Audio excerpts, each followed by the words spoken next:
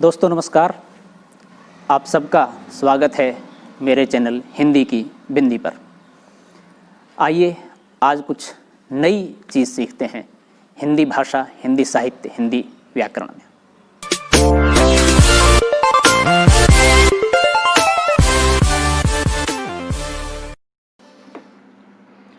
आज का टॉपिक है संधि। इस टॉपिक में हम संधि की परिभाषा, संधि के प्रकार और संधि से संधि विच्छेद एवं संधि विच्छेद से संधि कैसे करते हैं, इन सब के बारे में जानेंगे।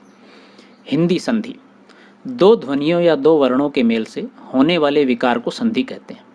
दो या दो से अधिक वर्णों एवं शब्दों के मेल से उत्पन्न होने वाले परिवर्तन को संधि कहते हैं। संधि का शाब्दिक अर्थ है मेल, मिलान, जोड़। अर्थात जब दो वर्ण या शब्द अत्यंत निकट आ जाएं और पहले शब्द का अंतिम वर्ण एवं दूसरे शब्द का प्रथम वर्ण मिलकर कुछ अन्य वर्ण बन जाएं और शब्द की संरचना एवं अर्थ में परिवर्तन हो जाए तो वहाँ संधि होती है। इसी प्रक्रिया के तहत एक शब्द के दो शब्द या दो वर्ण अलग अलग कर देंगे तो उसे संधि विच्छेद कहते हैं। विच्छेद का शाब्दिक अर्थ है अलग, पृथक, यानी कि टुकड़े करना अलग अलग रूप से। संधि की परिभाषा, जब दो वर्ण पास पास आते हैं या मिलते हैं तो उनमें विकार उत्पन्न होता है, अर्थात वर्ण में परिवर्तन हो जाता है। यह विकार युक्त मेल ही संधि कहलाता है। हिंदी के प्रसिद्ध विद्वान कामता प्रसाद गुरु के अनुसार दो निर्दिष्ट अक्षरों के आसपास आने के कारण उनके मेल से जो विकार होता है उसे संधि कहते हैं। श्री किशोरीदास वाजपेयी के अनुसार जब दो या अधिक वर्ण पास आते हैं तो कभी कभी उनमें रूपांतरण होता है, इसी रूपांतर को संधि कहते हैं। संधि विच्छेद क्या होता है? संधि विच्छेद शब्दों के मेल से उत्पन्न ध्वनि परिवर्तन को ही संधि कहते हैं। परिणाम स्वरूप उच्चारण एवं लेखन दोनों ही स्तरों पर अनेक मूल रूप से भिन्नता आ जाती है, अतः उन शब्दों को पुनः मूल रूप में लाना ही संधि विच्छेद कहलाता है। अब हम जानते हैं पहले कुछ उदाहरणों के द्वारा, फिर संधि के प्रकार।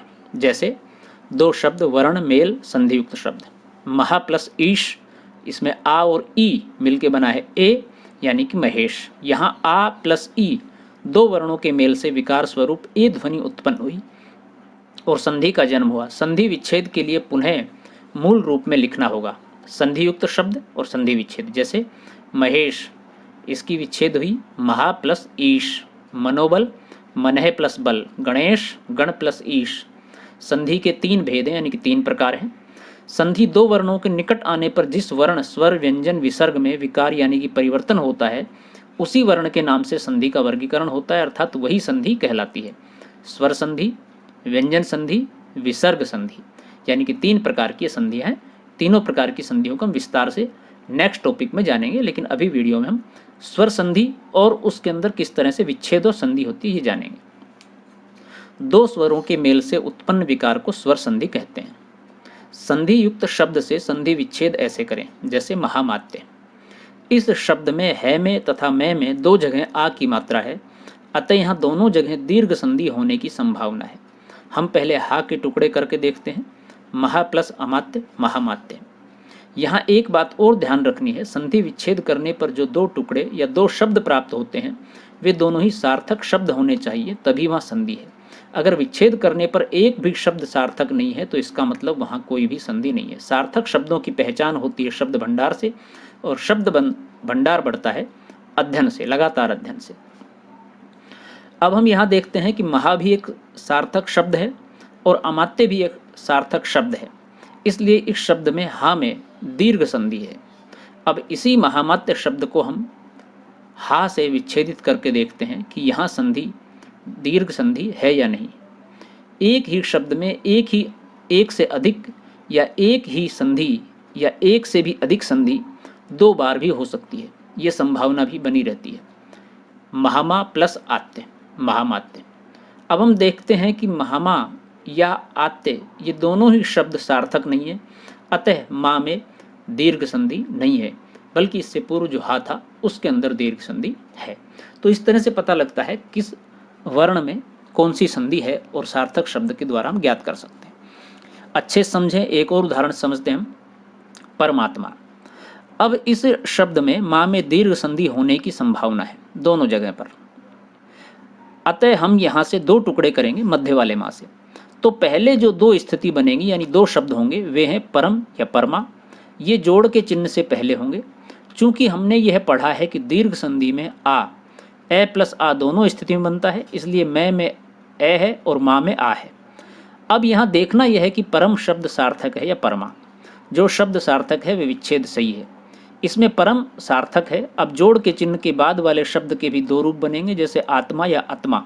अब आपको पता होना चाहिए कि इनमें से कौन सा शब्द सार्थक है। यहाँ आत्मा शब्द सार्थक है, अतः परमात्मा शब्द का सही संधि विच्छेद होगा परम प्लस आत्मा बराबर परमात्मा।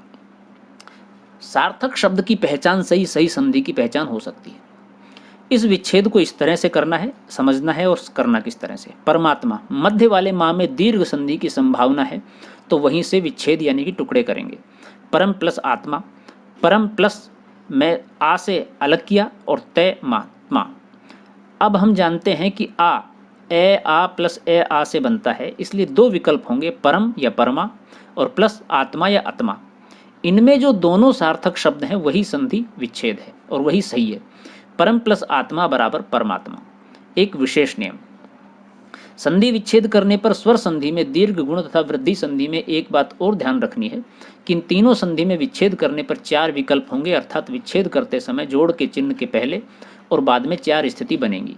इस तरह से परमात्मा इस शब्द का संधि विच्छेद करना, इस नियम से भी यह भी ज्ञात हो जाएगा कि हमारा संधि विच्छेद सही है या गलत है।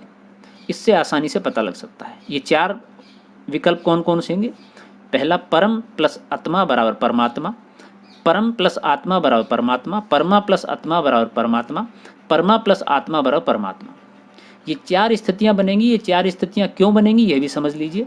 हम जानते हैं कि दीर्घ संधि में आ ई उ ये कैसे बनते हैं। ए प्लस ए बराबर आ, ए प्लस आ बराबर आ प्लस ए बराबर आ प्लस आ बराबर आ, ई प्लस ई बराबर ई प्लस ई बराबर ई प्लस ई बराबर ई प्लस ई बराबर ई, उ प्लस उ बराबर उ प्लस उ बराबर उ प्लस उ बराबर उ और उ प्लस उ बराबर उ।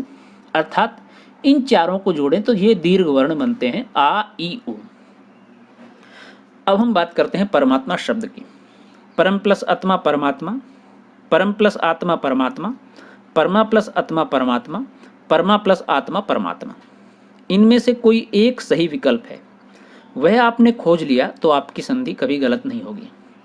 नियम वही है, सार्थक शब्द। परम सार्थक शब्द है या परमा, और उधर आत्मा सार्थक शब्द है या आत्मा, ये आपको पता लगाना है। सही विकल्प है 2 नंबर, अर्थात परम प्लस आत्मा परमात्मा। यह सही संधि विच्छेद है परमात्मा शब्द का।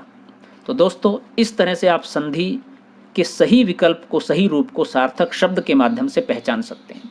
ये था आज का टॉपिक। इसमें हमने संधि क्या है, संधि की परिभाषा, उसके भेद, उसके प्रकार, उसकी पहचान, संधि शब्द से संधि विच्छेद एवं विच्छेदित से संधि कैसे करते हैं, इसको विस्तार से समझाने की कोशिश की है।